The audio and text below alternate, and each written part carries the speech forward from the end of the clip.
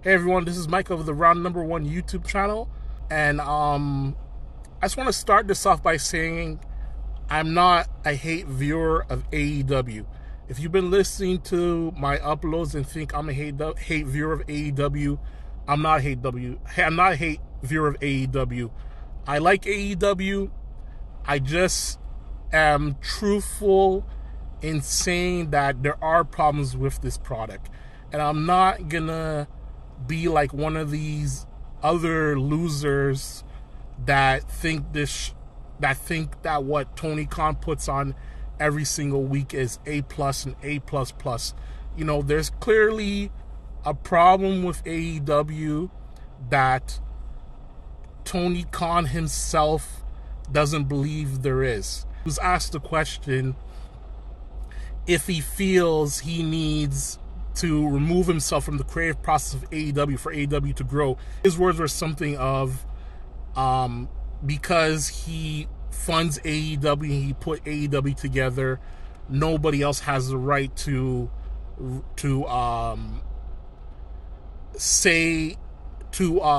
hold a creative position in AEW more than him. So, you know, that just shows you the philosophy of Tony Khan versus, say, a person like Vince McMahon. Vince McMahon, who believes that nobody is better than him, but at the same time, he's better than nobody. So, and we've seen Vince McMahon give creative power to people in the past, such as Paul Heyman. Paul Heyman in the early 2000s was the head writer of SmackDown, and he made SmackDown a very, very exciting program to watch in the early 2000s. Unlike Tony Khan, who believes that he is a creative genius because of his resume of being a wrestling fan and, you know, watching wrestling for years, and because he is also the son of a billionaire and he's a millionaire himself, that gives him the right to run a wrestling company.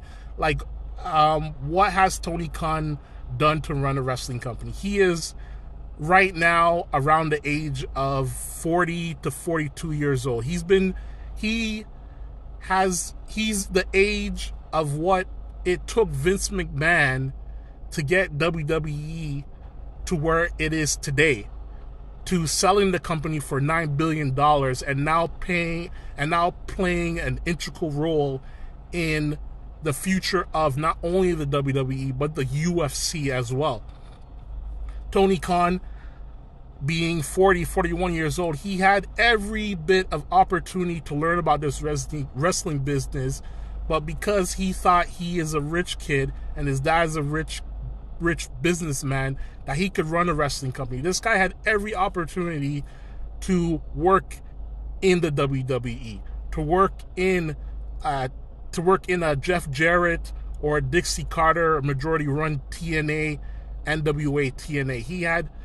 He was on this planet long enough to work for Ring of Honor, to learn the wrestling business. So, you know, for him to throw this AEW Collision show, which in my opinion had no buzz going into the show and no buzz coming out of the show, you know, I said this before, like, you know, how many weeks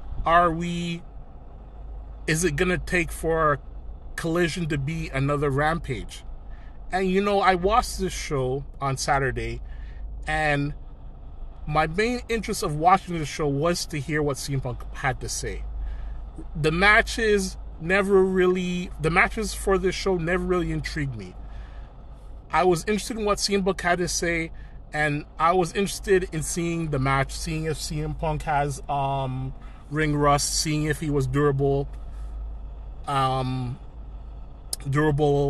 going back into the ring after a 9-month absence. But, you know, from start to finish, the main takeaway from that show is, although they did some stuff in that show which made them look big league, which I'll get into, they've not given me or any other viewers a reason to tune into the show next week, other than the show being in Toronto, Canada. And that shows that being a lifelong wrestling fan doesn't make you qualified to create angles and drama to get fans to buy tickets or watch your program.